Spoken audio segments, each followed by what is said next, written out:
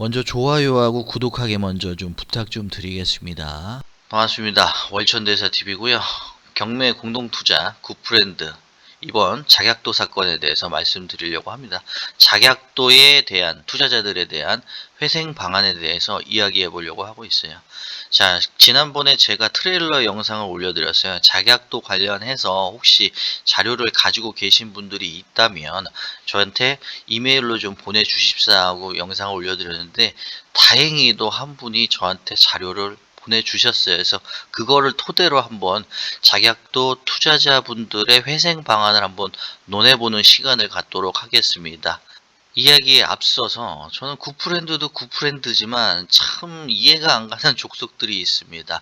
어떤 분들이냐면 투자자분들 가슴 아파하고 애타해 하는 분들을 육두문자 날리고 욕하고 조롱하고 하는 분들이 있어요. 그러지 마세요. 다 본인들한테 돌아갑니다. 본인들은 투자에 관심이 있어서 그냥 기웃기웃하면서 관망하고 있겠지만 당신들도 투자를 하게 된다면 언젠가는 쓴맛을 보게 돼 있어요. 당신들이 쓴맛을 본 적이 없기 때문에 그렇게 막말을 날리면서 희열을 느낄 수가 있겠지만 당신들도 곧 피눈물을 흘리게 될 수 있으니 피해자들을 욕하는 그런 망발을 안 했으면 좋겠습니다. 자, 그리고 끝날 때까지 끝난 게 아니기 때문에 월전대사TV가 제시하는 회생 방안, 가장 현실성 있는 회생 방안을 참고해 보시고 생각을 좀 환기시키실 수 있었으면 좋겠습니다. 자, 작약도 사건 한번 경매 물건 한번 살짝 볼까요? 자, 2019 타경 6302번이네요. 자, 인천지법 18개에서 진행한 사건입니다. 자, 감정가를 보면은 79억이에요. 그러니까 80억이라고 생각을 하면 되겠죠. 근데 웃긴 거는 낙찰을 94억에 받았습니다. 감정가가 80억이 안 되는데 낙찰을 94억에 받았어요. 이거 뭔 일이냐고. 게다가 바로 1차에서 낙찰을 받아버렸습니다. 뭐가 그렇게 급했는지 1차에 그냥 초과 감정가 금액을 써서 이렇게 낙찰을 받아버렸는지 도저히 이해할 수가 없습니다. 이런 형태는 보통 아파트 물건에서 일어나는 그러한 형태인데 토지 낙찰만 40년 받았다고 하는 분이 왜 이런 기이한 형태의 행동을 했는지는 자 한번 살펴보도록 하겠습니다. 일단은 그래요. 누군가의 이야기에 의하면은 굿프렌드가 낙찰을 받기 위해서 대출을 이빠이 받으면은 그거에 대한 커미션을 은행에서 준다고 합니다. 자, 그거에 대한 커미션을 위해서 엄청난 금액을 써서 낙찰을 받았다라고 추측을 할 수가 있습니다. 은행에서 주는 커미션을 먹기 위해서. 자, 그리고 지난번 영상에 댓글로 몇 분이 남겨주셨는데 제가 뭐 일일이 답변을 드리지는 않았습니다만 자, 감정가의 초과 낙찰 금액을 대출을 받아서 굿프렌드가 어떻게 그거를 유용을 하느냐, 그게 대출이 되느냐라고 물어보신 분들이 좀 있었어요. 굿프렌드가 지정적으로 고정적으로 대출을 받는 은행이 있습니다. 주로 농협에서 받는 걸로 확인이 되었고 그 은행 지점장님께서는 굿프렌드가 초과 낙찰을 받았을 경우에 초과 대출을 해줌으로써 그에 대한 실적과 성과를 올리게 되고 또 굿프렌드가 또 유명한 학원이기 때문에 안전하다라는 명분을 세울 수가 있겠죠. 그럼 낙찰가의 초과분은 무엇으로 사용을 하느냐? 법인의 유보금으로 쌓아두는 거예요. 그 유보금으로 무엇을 하느냐? 외제차를 뽑는다. 그런 말씀을 드리는 게 아닙니다. 자, 유보금으로 이자를 냅니다. 매월 은행에서 이자를 걷어가겠죠. 자, 무슨 돈으로 내느냐? 초과 낙찰 금액에 대한 유보금으로 법인에 쌓아두고 그걸로 이자를 납부를 하는 것이죠. 그 유보금으로 버티고 하면서 계속 다른 물건들을 이제 받는 것이에요. 그 유보금이 좀 충분히 있다라고 한다면 그거를 또 다른 법인에 빌려줌으로써 빌린 법인은 또 그 돈으로 낙찰을 받는데 유용을 하고 또 중간중간에 뭐 샤킹을 할 수가 있는 부분이겠죠. 그런 식으로 굴러간다 이렇게 보시면 될 것 같아요. 그래서 이번 작약도 사건도 79억에 불과한 감정가 대비해서 낙찰을 1차에 94억으로 받았다라고 하는 부분은 자, 이해 가시죠? 자, 여기까지 하고 권리 분석은 할 필요가 없다라고 판단되어지기 때문에 자, 회생 방안 쪽으로 이야기를 돌려보도록 하겠습니다. 자격도 관련 자료를 보내주신 내용인데요. 한번 같이 읽어보도록 하겠습니다. 오전 6시 12분에 왔고요. 안녕하세요. 저는 월천대사TV님 구독자입니다. 자격도 관련해서 자료 요청 영상 보고 이메일 보내드립니다. 감사드리고요. 자, 저도 공동투자에 참여한 1인들 중 한 명입니다. 그러셨군요. 예, 자격도에 공동 투자했고요. 이제 와서는 자격도가 10배 뛴다는 이야기 할 때는 이미 지난 것 같습니다. 아니에요. 10배 뛸 수 있습니다. 인생에 정답은 없어요. 투자는 더더욱 그래요. 진짜 굿프렌드가 이야기한 것처럼 10배가 뛸 수도 있고 뭐 2배가 뛸 수도 있는 거 그건 모르는 겁니다. 갑자기 인천광역시에서 스팀팩 맞고 자격도 10배 줄 테니까 저한테 파세요. 이럴 수도 있는 부분이고요. 알 수가 없는 거예요. 하지만 지금 현 상황을 봤을 때는 어려운 건 사실이다. 하지만 10배 뛴다라는 것에 대한 희망을 굳이 버릴 필요는 없다. 이렇게 저는 생각을 해요. 아니 어쩌면 일어나지도 않을 일이었다고 생각합니다. 이렇게 생각하지 마시라고요. 원금만이라도 돌려받을 수 있다면 좋겠습니다. 원금이 뭡니까? 플러스해서 받아야죠. 자, 유튜브 영상에 참고하시라고 그간의 내용을 나름대로 정리해서 보냈습니다. 감사합니다. 잘 한번 참고해서 영상에 참고하도록 하겠습니다. 쓰레기 소각장에서 나온 에너지를 인근 공장에 공급하겠다는 투자 계획을 설명 강의함. 자, 이 내용이 뭐냐면 쓰레기 소각장 이제 수도권에서 쓰레기 소각장을 처리하기가 이제 곤란하다라고 이렇게 발표를 했어요. 그게 이제 2019년 뭐 18년 이럴 때인데 그래서 쓰레기 소각을 위해서 굿프렌드가 자격도를 낙찰을 받아서 자격도를 개발해서 쓰레기 매립지를 건설한다는 이야기예요. 자, 수도권 매립지가 2025년도 더 이상 쓰레기 버릴 곳이 없다라는 얘기겠죠. 쓰레기가 더 이상 이제 버릴 곳이 없어지니 안 그래도 당연한 수순인데 굿프렌드가 이걸 노린 거예요. 하루에 1,000톤 가까운 쓰레기가 맞춤법 좀 틀릴 수 있는 부분이니까 쓰레기가 갈 곳 없다고 함. 이거 뭐 봉이 김선달이야 물 떠다 팔면 돼 라고 했다고 합니다. 아, 봉이 김선달이 모티브였어요. 자, 굿프렌드의 모티브는 봉이 김선달이었다. 이렇게 결론 질 수가 있겠습니다. 자, 봉이 김선달 하면 어떤 사람입니까? 한강물을 떠다가 팔았던 그 유명한 사기꾼의 시초죠. 모티브가 된 것이 아닌가 이렇게 생각을 할 수가 있는 부분 이고요. 인천시 개발하려고 소유자 굿프렌드에게 동의 요청했으나 부동의함 그래서 실효됨. 자, 인천광역시가 개발을 하려고 낙찰을 받은 소유주 굿프렌드에게 야, 이제 사업을 우리가 계획을 할 터이니 동의가 있어야지만이 사업을 진행할 수가 있기 때문에 동의하겠느냐라고 공문을 띄웠는데 굿프렌드는 이를 거절했습니다. 분명히 쓰레기 매립지를 개발하고 자격도로 개발을 해서 뭐 관광지로 만들고 쥐새끼도 풀고 토끼새끼도 풀고 개새끼도 풀고 돼지새끼도 풀고 뭐 동물농장을 만들어가지고 꼬맹이들이 와 물지도 좋다 이렇게 만들겠다고 개발하겠다고 한 사람이 인천시에서 개발하겠다고 먼저 손을 내밀었는데 그 손을 뿌리쳤습니다. 자, 이해할 수 없는 부분이에요. 왜 그랬을까요? 한번 계속 보도록 하겠습니다. 2019년 도시관리계획 결정 및 지형도면 고시에 따라 인천광역시는 물지도 개발 사업을 계획했지만 섬소유주 굿프렌드 부동의로 개발을 포기함. 이후 회사는 인천지방해양수산청에 사업계획서를 제출함. 그러나 이 계획서는 쓰레기 처리장이 포함되지 않음. 굿프렌드에서 인천지방해양수산청에 사업계획서를 제출했다고 합니다. 굿프렌드가 수산청에 사업계획서를 작성해서 나 자격도 물지도를 개발하겠다. 그러니까는 승인을 해달라라고 해서 승인을 받았습니다. 실질적으로. 자, 그런데 이 사업 기간이 2023년 1월부터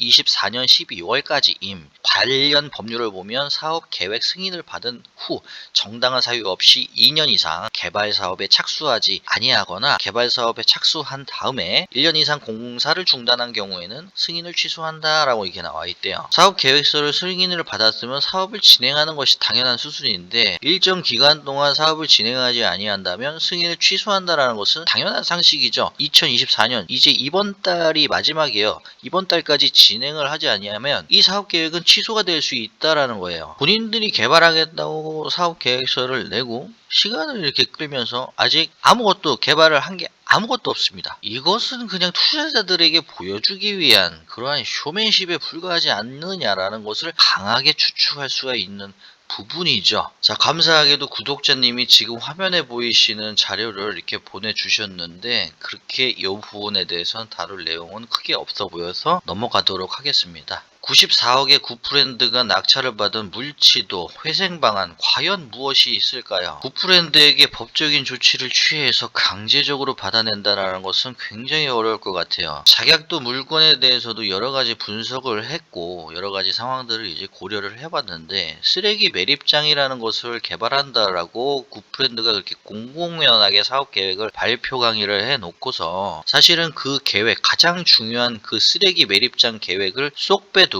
보여주기식을 위해서 주무관청에 사업 계획서를 승인을 받아서 자 이렇게 사업 계획을 진행하겠다라고 승인은 받은 거를 공표를 합니다. 왜 그 사업 계획서에는 쓰레기 매립지를 쏙 빼두고 승인 신청을 하였을까요? 쓰레기 매립지를 포함을 시키면 당연히 부결 날 것을 예상하고 알고 있었기 때문에 그 가장 중요한 부분만은 쏙 빼고 나머지 관광 사업이니 개발 사업이니 이런 것들만 조잡스러운 것들만 넣고서는 승인 신청을 한 것으로 강하게 추측을 할 수가 있겠죠. 물치도에 쓰레기 매립장을 건설을 해서 거기서 나오는 폐기 에너지를 그 인근 공장 단지에 제공을 해서 수입을 올리겠다라고 달콤한 제안을 했습니다. 굉장히 아이디어만큼은 굉장히 좋다라고 보여지는데 가장 중요한데 쏙 뺐다라는 것은 굉장히 의도가 투명해 보이진 않다. 이렇게 볼 수가 있습니다. 자, 작약도 물건에 대한 현행 상태는 여기까지만 봐도 어느 정도 윤곽을 잡으실 수 있을 거라고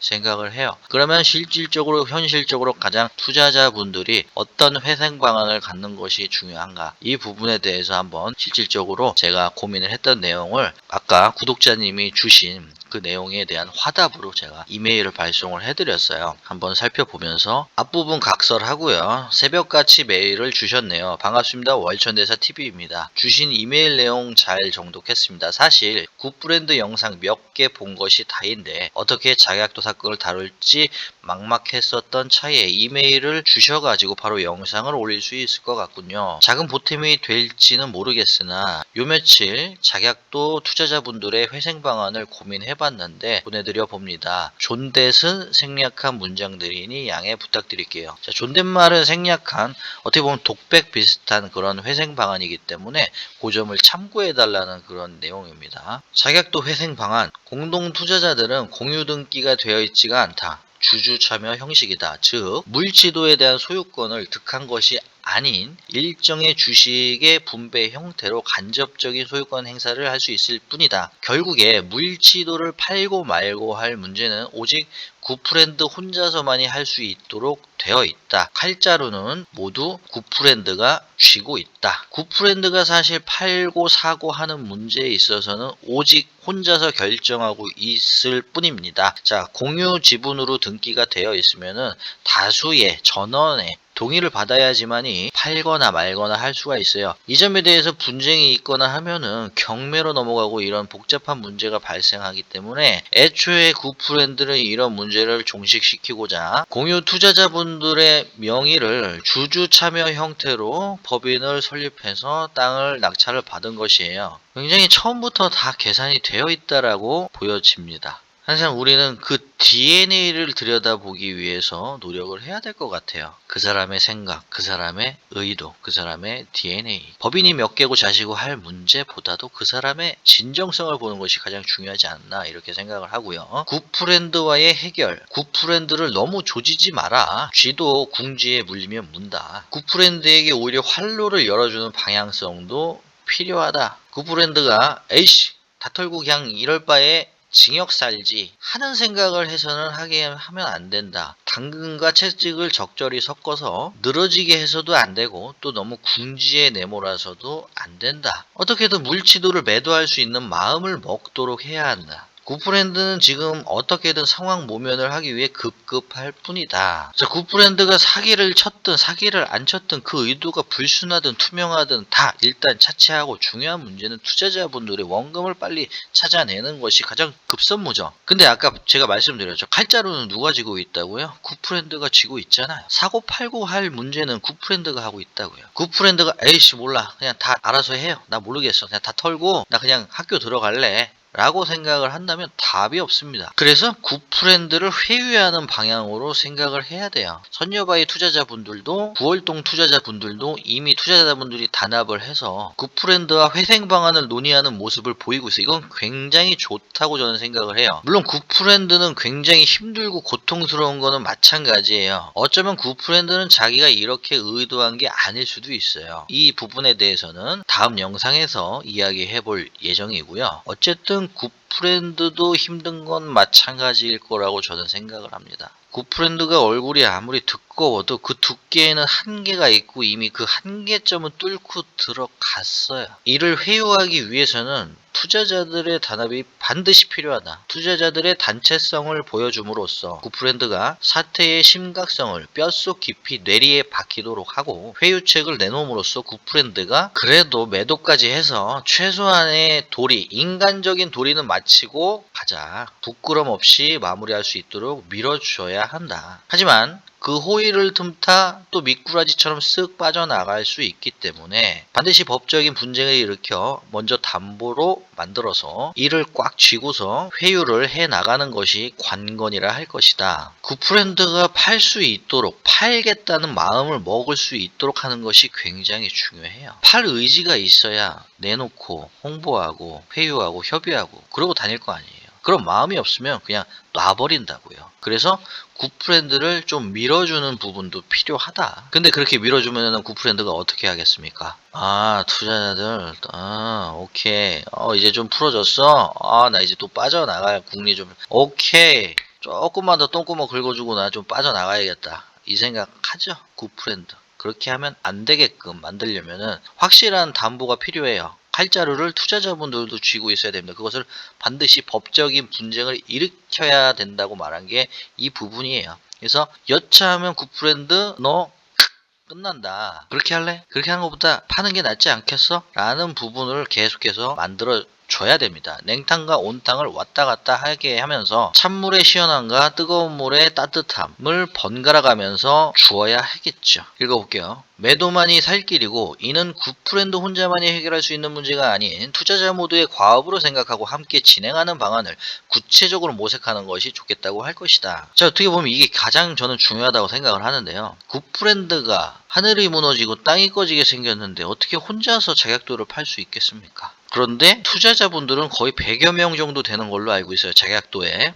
자, 100여 명이 힘을 뭉쳐서 100여 명이 다 참여할 거라고 생각하진 않아요. 그 반이라도 50명의 힘이 뭉쳤다면은 반드시 자격도는 팔 수 있을 거라고 생각을 해요. 주무관청에도 협의를 시도할 수가 있는 것이고 아니면 큰손 투자자들은 모색하는 방안이 있을 거예요. 그래서 너무 굿프렌드 혼자만 해결하게끔 등 떠미는 거는 아니라고 생각합니다. 물론 도 이상은 굿프렌드가 저질렀으니까는 해결해야 되는 것이 맞는데 사실상 배 갈라서 가져가셔, 내장 꺼내가셔 라고 하면은 이거 답이 안 나오니까 힘을 우리가 모아서 해결할 수 있는 방향을 구체적으로 팔 수 있는 방향, 그러니까 같이 팔자 이거예요. 10년 걸릴 거 5년 걸리고 5년 걸릴 거 3년 걸릴 거 3년 걸릴 거 1년 내에 해결할 수도 있지 않겠느냐라는 것이 저의 회생 방안이 되겠습니다. 자, 회생 방안에 대한 내용은 여기까지 오늘 영상 마무리하도록 하겠고요. 다음에 또 좋은 내용으로 찾아뵐 수 있도록 하겠고요. 다음에는 굿프렌드의 회생 방안을 한번 생각해보고 업로드할 계획입니다. 시청해주셔서 감사드리고요. 자료 보내주신 구독자분 다시 한번 감사의 말씀 드리고 여기까지 하고 마무리 짓고 좋아요와 구독하기 부탁드리겠습니다. 감사합니다.